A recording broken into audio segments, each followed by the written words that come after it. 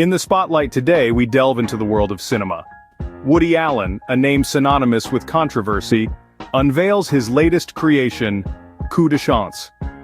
This Venice premiere has the film world abuzz, yet not without its share of contention.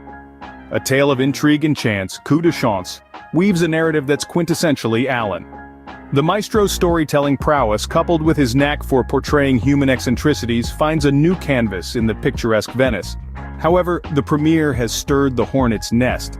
Critics have voiced concerns over Allen's past controversies, questioning the decision to premiere his film at such a prestigious event. Yet, the allure of Allen's cinematic genius is undeniable. His ability to stir emotions and provoke thought remains unparalleled, leaving audiences and critics alike in a constant tug-of-war between art and the artist. That's Coup de Chance in a nutshell, a film that mirrors its creator, masterful, controversial, and undeniably intriguing. As the curtains rise in Venice, the world watches, captivated. Stay tuned for more updates in this ever-evolving saga.